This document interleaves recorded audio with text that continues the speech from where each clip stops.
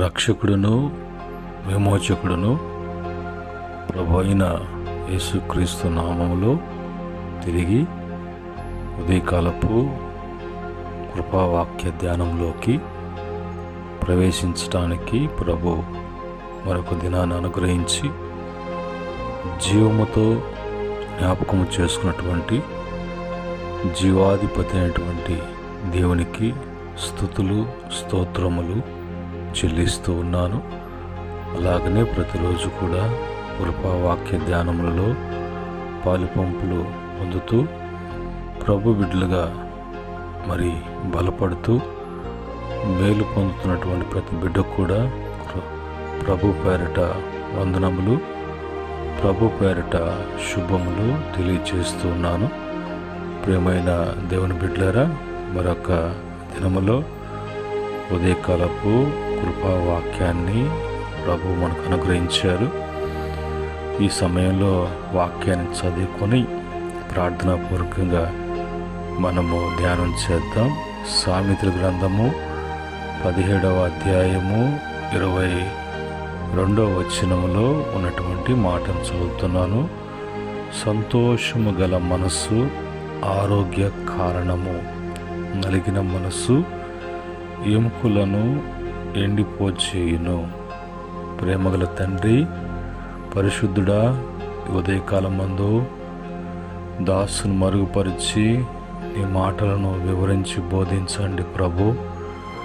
మరి అనేక మంది వాక్యాన్ని వినటానికి, ఈ వాక్యం ద్వారా బిడ్డలు ఆస్వాదించబడటానికి ఇందులో ఉన్నటువంటి సత్యాలను మర్మములను బయలుపరచండి, ప్రచురపరచండి, ఘనత వహించమని యేసుక్రీస్తు నామములో అడిగి వేడుకుంటున్నాము తండ్రి, ఆమేన్. ప్రియమైన దేవుని బిడ్డలారా, ఈ ఉదయకాలమందు చదువుకున్నటువంటి మాటలలో మనస్సు గురించి అక్కడ రాయబడి ఉన్నది. ఆ మనస్సు అనేది ఆరోగ్యానికి, అదే మనస్సు సరిలేనప్పుడు అది పాడవటానికి, పనికి రాకుండా పోవటానికి దారి తీసేటువంటి అవకాశాలు ఉన్నాయి అన్నట్టుగా మనసును గురించి ఏమని రాయబడిందంటే, ప్రాకారము లేక పాడైపోయిన పురమెంతో తన యొక్క మనసును స్వాధీనపరుచుకునేటువంటి వాడు కూడా అంతే. మరి గొప్ప పట్టణమును పట్టుకున్నట్టు కంటే తన మనసును స్వాధీనపరుచుకున్నవాడు శ్రేష్ఠుడు అనే మాట కూడా బైబిల్ వాక్యంలో రాయబడి ఉంది. సంతోషము గల మనస్సు ఆరోగ్య కారణము. ఆరోగ్యంగా ఉండాలి అంటే మనసు అనేది జాగ్రత్తగా ఉండాలి. మనసు కంట్రోల్ లేనప్పుడు, మనసు దాని యొక్క మరి విచ్చలవిడితనానికి మరి వదిలివేస్తే అది మరి మనిషి జీవితంలో సంతోషం అనేది లేకుండా, ఏ సంతోషం కొరకు, ఆనందం కొరకు ఈ మనసు యొక్క అడి ఆశలతో అది తిరుగులాడాలని ప్రయత్నిస్తుందో దానికి నీవు అప్పగించుకున్నటువంటి వాడుగా, ఆ సంతోషాలు కోరుకున్నటువంటి వాడుగా ఉన్నప్పుడు నిజమైనటువంటి సంతోషాన్ని, ఆనందాన్ని నువ్వు పోగొట్టుకుంటావు. కనుక ఈ మనసులో ఏది కూడా లోక సంబంధమైనటువంటి, శరీర సంబంధమైనటువంటి, భూ సంబంధమైనటువంటివి, చెడు సంబంధించింది ఏది కూడా మనసులో చోటు చేసుకోకుండా ఎప్పుడు కూడా పరిశుద్ధత, దైవికము, దైవిక భయములో మరి ఉండటానికి, అలాగా మనలో ఎప్పుడు కూడా మంచి అనేది మరి దేవుని మాటలను బట్టి, దేవుని సన్నిధిని బట్టి, దేవుని యొక్క ఆత్మ నడిపింపును బట్టి మరి మనసును జాగ్రత్తగా ఉంచుకున్నప్పుడు అందును బట్టి మరి చెడు లేదు కాబట్టి ఆ యొక్క మంచి అనేది ఎప్పుడు కూడా సంతోషకరమైనటువంటివే, ఆనందకరమైనటువంటివి ఉంటాయి. కాబట్టి అందును బట్టి మరి చెడు లేదు. కాబట్టి ఆ దేహానికి మరి ఆ మనసు వలన ఆరోగ్యం కలుగుతుంది. నలిగిన మనస్సు ఎముకలను ఎండిపోచేయును. నలిగిన మరి పొరపాట్లతో, అవిధేయతతో, అక్రమంతో, అన్యాయముతో, దురాశతో, దురాభిమానముతో నింపబడినటువంటి మనసుగా, ఆ కోణములో నడిపించబడుతున్న మనసుగా ఉన్నప్పుడు ఆ చెడును బట్టి కలిగేటువంటి మరి పరిస్థితుల యొక్క ప్రభావాన్ని బట్టి అపాయాలు కావచ్చు, మరి ఇబ్బందులు కావచ్చు, అందును బట్టి ఆ మనసు మరి నలిగినటువంటిదిగా ఉన్నటువంటి మనసుగా, అలాంటి నలుగుడు, అలాంటి ఒత్తిళ్లకు గురైనటువంటి మనసు ఎండిపోజేయును. అంటే ఇంకా పాడైపోయేటువంటి పరిస్థితి. ఈరోజు అలా కాకుండా మంచి మనసు కలిగినటువంటి వారముగా ఎప్పుడు కూడా మనసును బట్టి సంతోషం, ఆరోగ్యంగా ఉండటానికి బైబిల్ మనకి ఏం చెప్తుందో బైబిల్ వాక్యానికి దగ్గరికి వెళ్ళి బైబిల్ వాక్యాన్ని బట్టి మనం తెలుసుకుందాం. ఇక్కడ కీర్తన 31వ కీర్తన 24వ చరణములో, యెహోవా కొరకు కనిపెట్టు వార్లారా, మీరందరూ మనసున ధైర్యం వహించి నిబ్బరముగా నుండుడి. ఈ యొక్క నిబ్బరము కలిగి మరి ఉండాలి అని అంటే, మనసు ధైర్యం వహించాలి అని అంటే, ఎప్పుడు కూడా లోకములో ఉన్న వాటి మీద మరి మనసు పెట్టకుండా, లేదంటే కనిపెట్టకుండా, వాటిని ఆధారంగా చేసుకోకుండా దేవుని కొరకే కనిపెట్టి దేవుడే ఇవ్వాలి, దేవుడే చెయ్యాలి, దేవుడే జరిగించాలి అని ఎవరైతే దేవుని కొరకే, దేవుని సహాయం కొరకే, దేవుని కార్యముల కొరకే కనిపెట్టువారుగా ఉంటారో అలాంటి వారు ధైర్యంగా ఉండగలరు. ఈ ధైర్యాన్ని బట్టి, ఈ ధైర్యాన్ని వహించినటువంటి వారు ఎన్ని వచ్చినా కూడా తమకకుండా నిబ్బరముగా ఉండగలరు. ఇలాగా మన జీవితంలో మరి ముందుకు సాగటానికి దేవుని వాక్యము మనకు తెలియచేస్తూ ఉన్నది. రెండవదిగా 34వ కీర్తన 18వ చరణములో, విరిగిన హృదయము గలవారికి యెహోవా ఆసన్నుడు, నలిగిన మనసు గలవారిని ఆయన రక్షించును. ఏ హృదయం అయితే విరిగి నలిగినదిగా ఉంటుందో దాన్ని చూసి ప్రభు ఆయన దూరముగా ఉన్నటువంటి వాడుగా, చూసి చూడనట్లుగా కాకుండా అతనికి ఆసన్నుడు. నలిగినటువంటి మనసును ప్రభు రక్షించటానికి ఆయన ఇష్టపడుతూ ఉన్నాడు. కనుక ఈ యొక్క విధిని బట్టి మనము ఈ విరిగిన అనేది ఒక పశ్చాత్తాపముతో ఉన్నటువంటిది, చేసిన తప్పును బట్టి పశ్చాత్తాపము. కనుక అలాంటి వారు పశ్చాత్తాపడేటువంటి బిడ్డలను దేవుడు త్రోసిపుచ్చే దేవుడు కాదు. అలాగనే మరి నలిగినటువంటి మనస్సు అనేకమైనటువంటి ఆలోచనల చేత, అనేకమైనటువంటి కార్యక్రమాలలో దేవుని యొక్క చిత్తము కాకుండా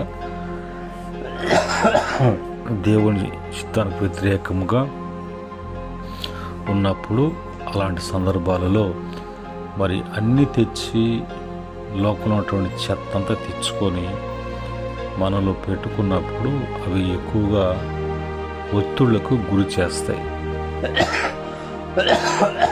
అలాంటి విషయాలలో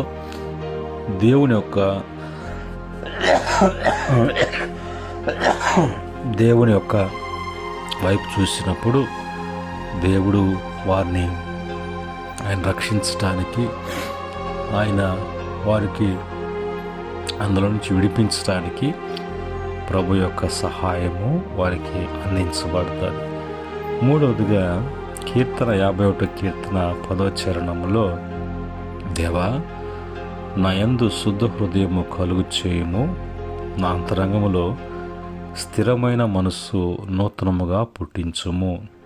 దావీదు భక్తుడు మరి తన పాపం చేసిన తర్వాత తను చేసిన పాపం ఏంటో, ఎలాంటి పాపమో, ఆ పాపం వలన ఆయనకేం ప్రాప్తించిందో, ఎలాంటి మరి ఇబ్బందులు పాలు చేసిందో, ఆ పాపము అతన్ని ఎంత దూరం తీసుకువెళ్ళిందో, ఎన్ని విధాలుగా ఇంకా పాపం మీద పాపం చేయటానికి, దేవుని ఎదుటే మరి చేయటానికి, ఆ పాపాన్ని కప్పెట్టుకొని అతను సమాజంలో ఒక గొప్ప రాజుగా మెలగటానికి ఎన్నెన్నో కుయుక్తులతో చేసినటువంటి ప్రయత్నాలన్నీ కూడా ఏది కూడా మరి సఫలము కాకుండా, అందులో మరి తన పాపాన్ని బట్టి ఎలాంటి శిక్షకు గురయ్యాడో, ఎలాంటి బాధలకు, ఎలాంటి అవమానాలకు, నిందలకు, ఎలాంటి శిక్షకు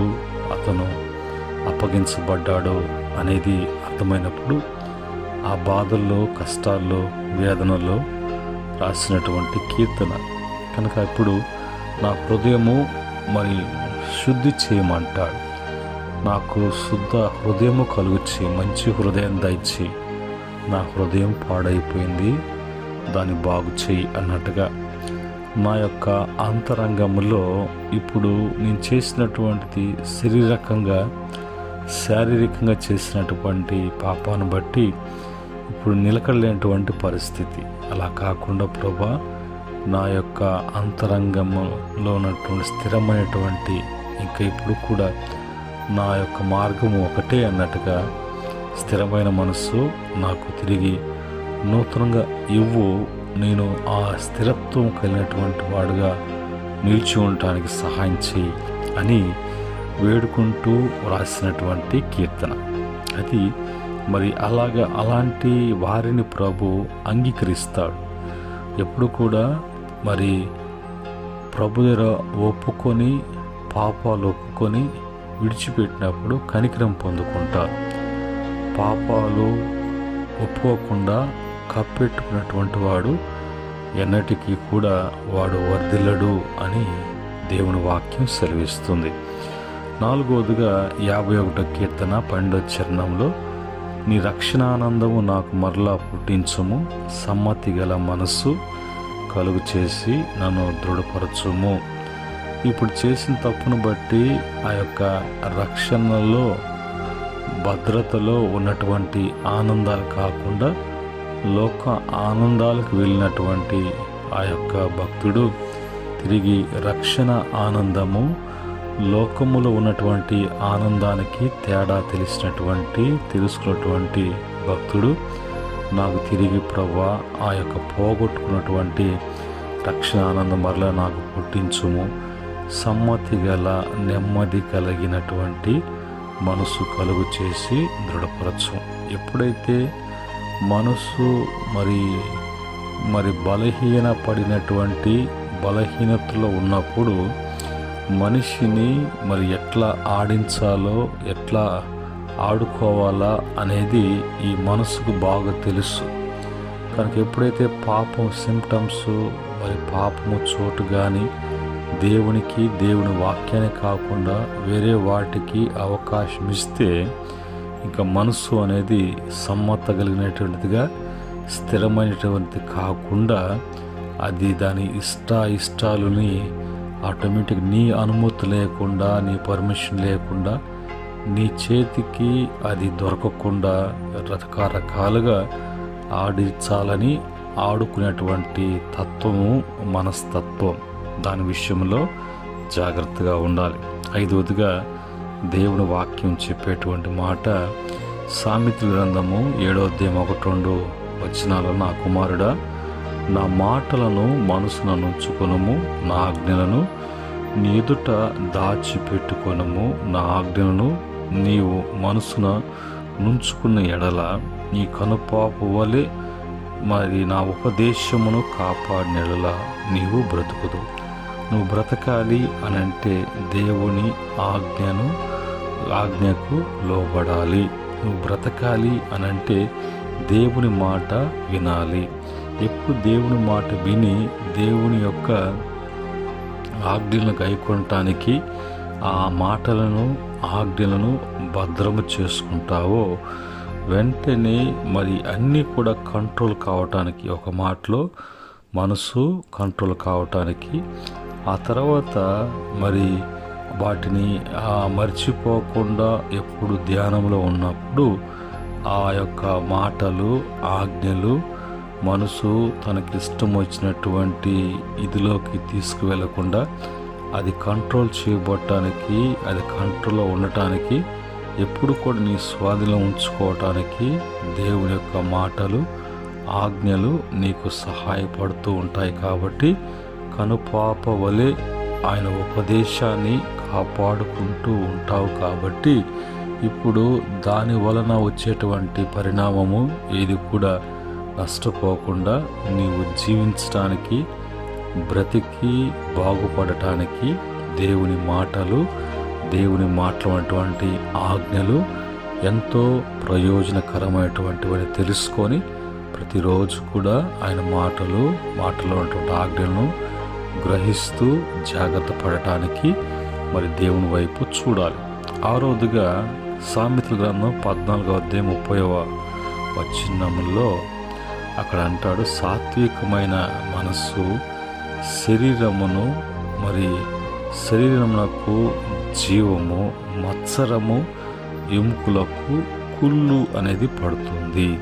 మత్సరము చోటు చేసుకోకుండా ఉండాలి అనంటే, మత్సర పడకుండా ఉండాలి అంటే ప్రతి విషయంలో కూడా సాత్వికము ఎప్పుడైతే అలవాటు అవుతుందో, ఆ శరీరానికి సాత్వికము మరి అలవాటు అవుతుందో, అలాంటి సాత్వికమైనటువంటి శరీరముగా ఉండాలి అనంటే ఆత్మానుసారులుగా ఉంటూ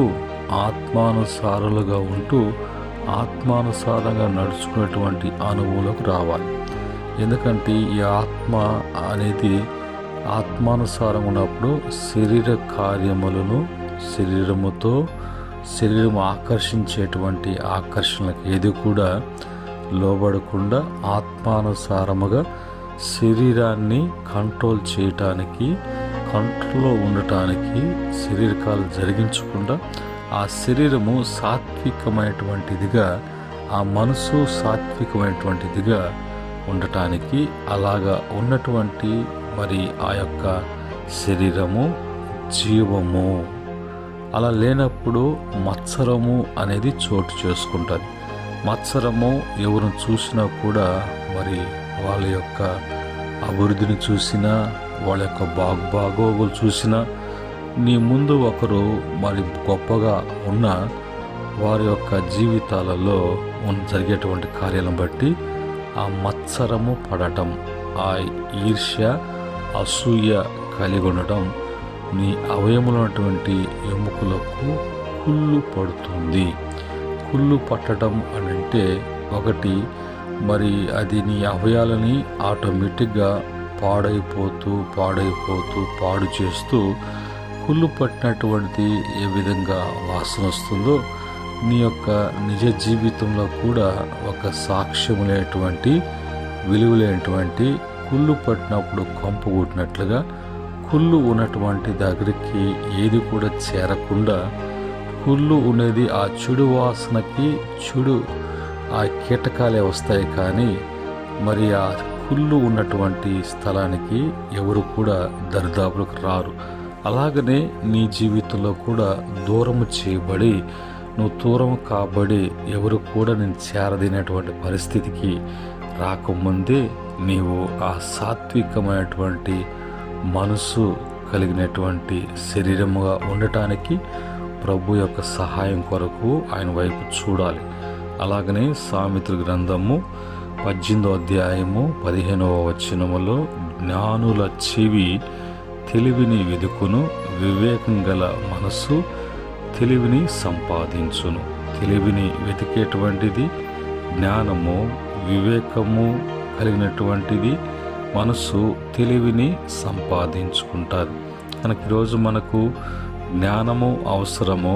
జ్ఞానాన్ని బట్టి తెలివిగా మనం మాట్లాడటానికి, నడుచుకోవటానికి వివేకం అవసరము.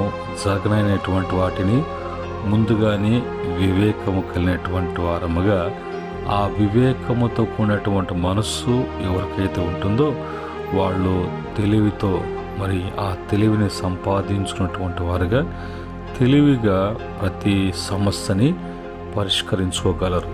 ఈ ఉదయకాలం మందు మన యొక్క మనసులు ఏ విధంగా ఉన్నాయి, మన మనసులు ఎలాగుండాలి, ఈరోజు మరి వాక్యం బట్టి తెలుసుకోవటానికి, ప్రభు యొక్క కృపా వాక్యం ద్వారా వివరించడానికి ప్రభు మనకు సహాయం చేశారు.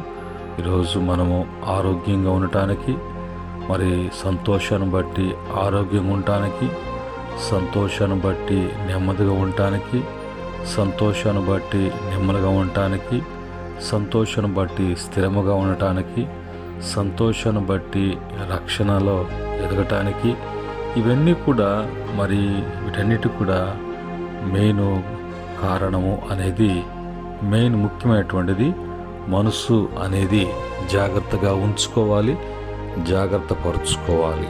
అటు సహాయము ప్రభు ప్రతి బిడ్డకు కూడా మరి కలుగు చేయనుగాక. ఆమేన్. పరిశుద్ధుడైనటువంటి మా తండ్రి, కృపగలిగినటువంటి మా దేవ, ఉదయకాలమందు మాలో ఉంటూ, మాలో మనసుగా ఉంటూ మాకు ఎలాంటి తిప్పలు తెచ్చిపెట్టిన పరిస్థితులు ఉన్నాయి, అలా ఎందుకు వస్తున్నాయి, అలా రాకుండా ఉండాలంటే ఏం చేయాలి, కనుక మరి ఆ మనసుని స్వాధీనపరుచుకున్నటువంటి తండ్రి మరి క్రమాన్ని కూడా మాకు తెలియజేశారు. అలాగ స్వాధీనం కాకుండా పోవటానికి దాని యొక్క ఇష్టాలుగా అది ప్రవర్తించడానికి కారణాలు కూడా తెలియజేశారు. ఈ మాటలను బట్టి ప్రభా మరి ప్రతి బిడ్డ యొక్క మనసు ఏ విధంగా ఉన్నదో, ఎలాగ ప్రవర్తిస్తున్నదో, అందును బట్టి ఆ వ్యక్తి ఎలాగ ఉంటున్నాడో అని పరీక్షించుకొని సరిచేసుకొని నిన్ను వెదగటానికి, నీ మీద ఆధారపడటానికి నీ కృపను బట్టి మరి ఆ మనసును స్వాధీనపరుచుకున్నటువంటి శక్తిని అనుగ్రహించమని యేసుక్రీస్తు నామములో అడిగి వేడుకుంటున్నాము తండ్రి. ఆమేన్. పరమందు తండ్రి ప్రేమ, కుమారుని కృప, పరిశుద్ధ ఆత్మ యొక్క సహవాసము, సమాధానం మాటలు వింటున్న బిడ్డలకును, సకల పరిశుద్ధులకును, ఆయన దాసులకును సదా తోడే ఉండి నడిపించునుగాక. ఆమేన్.